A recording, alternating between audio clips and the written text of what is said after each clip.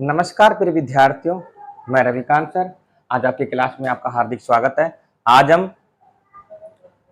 संस्कृत विषय का जो हमारा टॉपिक आएंगे उसमें हम पढ़ेंगे व्याकरण पढ़ेंगे। अब व्याकरण किसे कहते हैं, जो टॉपिक पढ़ते हैं उसके पहले उसकी परिभाषा डेफिनेशन हमें याद होनी चाहिए। देखिए क्या व्याकरण कहते किसे हैं।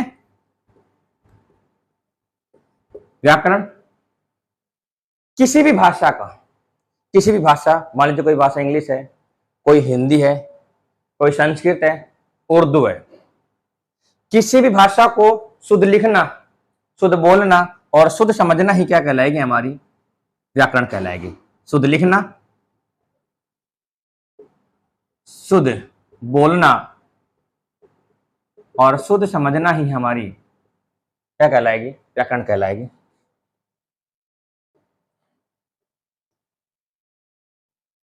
समझना। देखिए प्यारे बच्चों, व्याकरण में जो संस्कृत सिलेबस में, जो हमारे संस्कृत पाठ्यक्रम में, उसमें सबसे पहला टॉपिक आता है हमारा संधि का।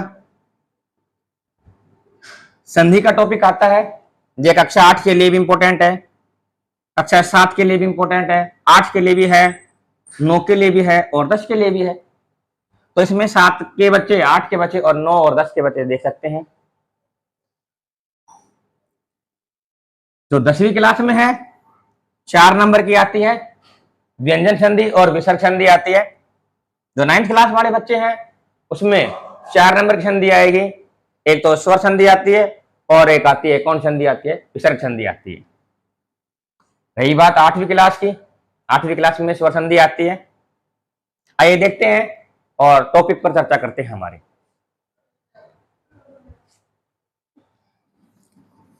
आज का टॉपिक होगा हमारा संधि कार्यम। संधि कार्यम।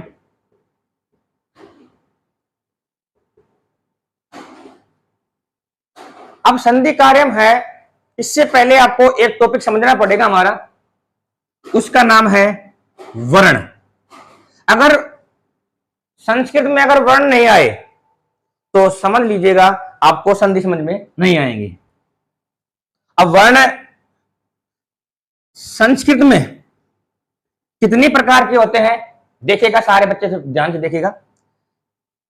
वर्ण कितने होते हैं बताओ प्यारे बच्चों। एक हमारा आता है स्वर, एक आता है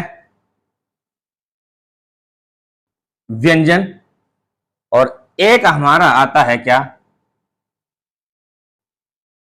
अयोग्यवाह। देखिएगा ये वर्ण टॉपिक है, सबसे इंपॉर्टेंट टॉपिक है।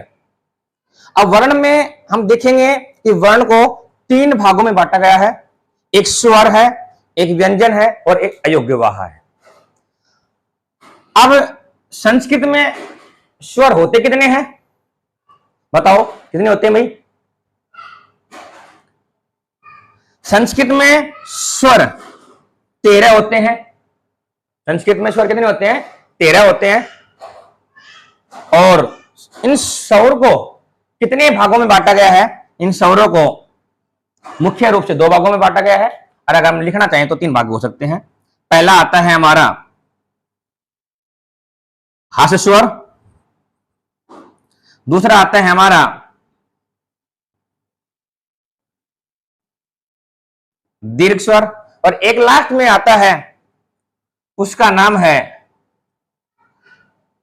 प्लुत स्वर। देखिएगा जो हास्य स्वर है, जो दीर्घ स्वर है, इन दोनों स्वरों का योग क्या होता है, 13 होते हैं।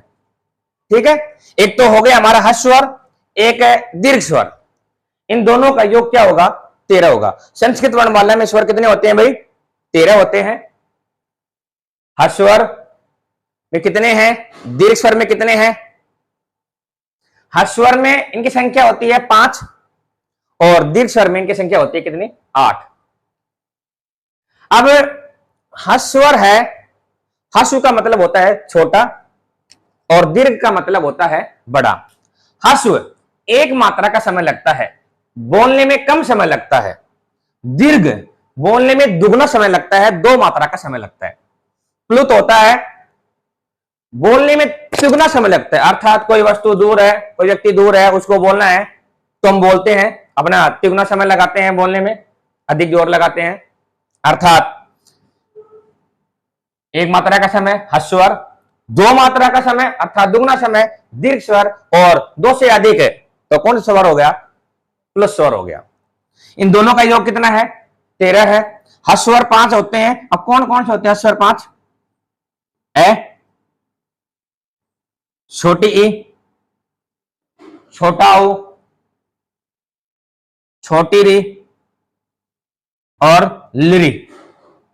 ए, छोटी ई, छोटा ऊ, छोटी री और लिरी। अभी 5 स्वर हो गए, ये कौन से होते हैं? हस्वर होते हैं। बाकी के जो बच गए देखिएगा, आ, बड़ी ई, बड़ा ऊ। क्या री का भी दीर्घ होता है क्या? जी होता है, री का भी दीर्घ होता है। ये हो गया छोटा री, इसकी 1 मात्रा और लगा दी तो क्या हो गया? बड़ा री। क्या लिरी का दीर्घ होता है क्या? लिरी का दीर्घ नहीं होता है। क्या आप ही बच्चे बोलेंगे सर लिरी का दीर्घ होता है, इसका भी एक क्या लगा दो, 1 मात्रा लगा दीजिएगा। ये लिरी का दीर्घ नहीं होगा, लिरी का कोई दीर्घ नहीं होता है। ऐसा कौन सा वर्ण है जिसका दीर्घ नहीं होता है? वो लिरी होता है। ठीक है, आ, बड़ी ई, बड़ा ऊ, बड़ी री, ए, आई, ओ और आओ। अभी 5 तो ये हो गए और 8 हमारे ये हो गए। 8 और 5 कितने हो गए? 13। ठीक है, हम इसकी बात नहीं करेंगे क्योंकि हमारे सिलेबस में इसके अकॉर्डिंग आएगा। हम स्वर पढ़ेंगे, हाँ स्वर पढ़ेंगे, दीर्घ स्वर पढ़ेंगे। अब 5 ये और 8 ये कितने हो गए? 13। अब हम देखते हैं संधि के जो भाग आते हैं, 3 भाग होते हैं संधि के। 3 भागों में जो स्वर है इसका नाम होता है अच। अच नाम। अब जो अच नाम है ये कहां से आया? पता है आपको कहां से आया? पता है आपको? नहीं पता। ये अच नाम है जो हमारे जो संस्कृत के एक आचार्य हैं पाणिनि, पाणिनि है, इन्होंने एक बार भगवान शिव की स्तुति करके, प्रार्थना करके, भगवान शिव ने एक बार तांडव नृत्य किया था, और जो तांडव नृत्य किया था उस नृत्य में, तांडव नृत्य करने के बाद में जो भगवान शिव थे उसके डमरू से ध्वनि निकली थी, और उन ध्वनि को किसमें पिरो दिया? इन्होंने, पाणिनि ने माहेश्वर सूत्रों में पिरो दिया। ठीक है, अब जो ये अच नाम है कहां से आया है? माहेश्वर सूत्रों से आया है। कहां से आया है भाई? माहेश्वर सूत्र से आया है। क्योंकि स्वर, अब प्रश्न आ जाए कि भाई जो ये स्वर है इसका नाम अच क्यों पड़ा? और कुछ पढ़ सकता था, भाई अच क्यों हुआ? देखते हैं किस प्रकार आया। और ये सूत्र होते हैं हमारे संस्कृत में कितने होते हैं? 14 होते हैं, आपको शायद पता भी होगा। देखिएगा, मैं 4-5 सूत्र लिखा रहा हूं, उसके अकॉर्डिंग देखेंगे हम। मैं बात कर रहा हूं अच की, कि अच हमारा जो शब्द है ये कहां से आया है? अच जो नाम है कहां से आया है? देखते हैं। ए, ई, उण, रीलिर्क, तीसरा आता है एओंग, और चौथा आता है आई, आउच। देखिएगा, आपको कुछ दिखा? नहीं दिखा? देखेंगे। ये अभी तो मैंने 4 सूत्र लिखे हैं, 14 होते हैं। फिर ए, ई, उण, री, लिर्क, एओंग, आई, आउच, है ये बैरट, लण, अणे में अणनम, जय भाई, गड़दस, जब गड़दस, खे भाई, छटताऊ, कह भाई, सर और हल। 14 सूत्र हो गए हमारे। इसमें से मैंने आपको 4 सूत्र बताए हैं, क्योंकि हमें नाम किसका देखना है? अच का नाम देखना है कि यह नाम क्यों गिरा, अच नाम ही क्यों पड़ा, और कोई नाम हो सकता था संस्कृत में। ये इसलिए हुआ क्योंकि जो ये संस्कृत में जो ये माहेश्वर सूत्र है, इसमें देखो पहला जो वर्ण हमारा है वो क्या है? ए, और जो दूसरा वर्ण ये लास्ट का वर्ण है हमारा क्या है? च। सर मालूम तो हो गया कि ए और च के बीच में, ए और च के बीच में ये ए हुआ, ये च हुआ, क्या बन गया? अच। ए और च के बीच में जितने भी वर्ण आते हैं, जितने भी वर्ण आते हैं सारे क्या कहलाएंगे? स्वर कहलाएंगे। बाकायदा इसकी शर्त रहेगी, जो हमारे जो सूत्र लिखेंगे हम, 14 सूत्र होते हैं, इसमें जो लास्ट का जो वर्ण होता है, लास्ट का जो अक्षर होता है, उसमें हलंत रहेगा और उसकी गिनती हम नहीं करेंगे। ठीक है। अगर आपसे प्रश्न पूछ ले कि संस्कृत व्याकरण में स्वर की संख्या कितनी होती है, तो 13 बताएंगे। अगर प्रश्न आ जाए कि माहेश्वर सूत्र के अनुसार संस्कृत व्याकरण में माहेश्वर सूत्र के अनुसार स्वर की संख्या कितनी होती है, हमें बताना है कितना? 9 बतानी है। ठीक है। आइए देखते हैं, गिनती करते हैं। ए ई उ री लिरी ए ओ आई औ। 1 2 3 4 5 6 7 8 और 9। सिर्फ कभी 9 बताते हो, कभी 13 बताते हो, कंफ्यूज मत करो हमें। देखिएगा, प्रश्न आ जाए कि संस्कृत व्याकरण में स्वर कितने होते हैं, इनकी संख्या कितनी होती है, तो 13 बतानी है। अगर प्रश्न आ जाए कि माहेश्वर सूत्र के अनुसार संस्कृत व्याकरण में स्वर की संख्या कितनी होती है, तो हमें बताना है कितनी है? 9। ठीक है। इसलिए आज नाम पड़ा कि ए और च के बीच में जितने भी वर्ण आएंगे हमारे सारे क्या कहलाएंगे? स्वर कहलाएंगे। इसी प्रकार जो हमारा नाम है हल का, ये संधि व्यंजन का नाम दूसरा नाम होता है हल नाम होता है, क्योंकि आपने पढ़ा होगा है और ले के बीच में जितने भी वर्ण आएंगे सारे क्या कहलाएंगे? व्यंजन कहलाएंगे। अगर हम और गहराई में बात करें, और गहराई में जाएं, तो देखिएगा और गहराई में है, हमने लिखा आ ई उ री ए आई ओ औ। अगर आपसे कोई क्रम पूछ ले कि भाई स्वर का क्रम है या स्वरों का क्रम है, मैं ऑप्शन दे रहा हूं आपको। पहला ऑप्शन हमारा है ए आई ओ औ। दूसरा ऑप्शन हमारा आएगा ए ओ आई औ। इन दोनों में से बताओ कौन सही है, बताइएगा। पहला सही है क्या दूसरा सही है? हम दूसरा ऑप्शन देखते ही नहीं है, क्योंकि हमने पढ़ाई है ए आई ओ औ, तो हम ये सही लगाते हैं और ये हमारा क्या हो जाएगा? गलत हो जाएगा। क्योंकि देखिएगा ए ई उ री लिर ए ओ आई और औ, इस प्रकार लिखेंगे इसको। क्योंकि माहेश्वर सूत्र के अनुसार हम कैसे लिखेंगे? ए ओ आई औ, पहले एक मात्रा फिर उसके बाद में 2 मात्रा। ठीक है। तो मैंने ये समझाया आपको, वर्ण समझाया, कुछ समझ में आया होगा आपको कि वर्णों को 3 भागों में बांटा गया है, स्वर, व्यंजन और अयोग्यवाह। स्वर हमारे संस्कृत व्याकरण में 3 प्रकार के होते हैं, हर्ष स्वर, दीर्घ स्वर और प्लुत स्वर। अब स्वर होते कितने हैं? 13 होते हैं, इनकी संख्या 13 होती है। हर्ष स्वर में 5 होते हैं, दीर्घ में कितने होते हैं? 8 होते हैं। बात करें माहेश्वर सूत्र के अनुसार स्वर कितने होते हैं? 9 होते हैं। इनका नाम अच्छे कहां से आया? जो माहेश्वर सूत्र से आया है। मैं बात कर रहा हूं किसकी? व्यंजन की। कि व्यंजनों को और देख लेते हैं, हो सकता है काफी हम पढ़ते रहे क्या संधि, लेकिन सबसे पहले हम इसका वर्णों का ज्ञान होना चाहिए, हमारा बेस तैयार होना चाहिए, बेस मजबूत होना चाहिए। अगर ये हमारा बेस मजबूत नहीं हुआ तो फिर हम संधि में कुछ समझ में नहीं आएगा। आइए देखते हैं, व्यंजन की बात करते हैं।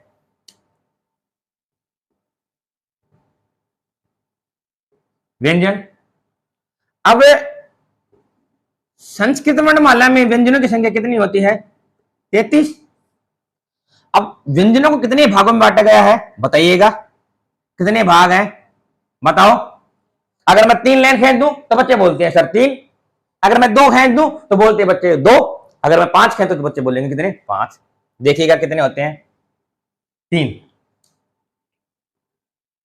व्यंजन 3 होते हैं। कौन कौन से होते हैं?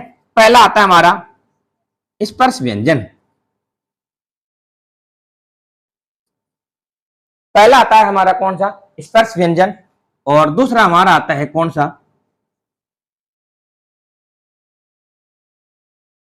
उष्माणः, उष्माणः। और तीसरा आता है, शायद आपको नाम ही नहीं पता होगा, अंतस्थ, अंतस्थ व्यंजन। सर एक और भी होता है संयुक्त व्यंजन, वो अलग से होता है। फिलहाल यही है स्पर्श व्यंजन की संख्या कितनी होती है? स्पर्श व्यंजनों की संख्या 25 होती है। उष्माणु की संख्या होती है 4 और अंत्येष्टि की संख्या होती है कितनी? 4। 25 और 4 29 और 4 33।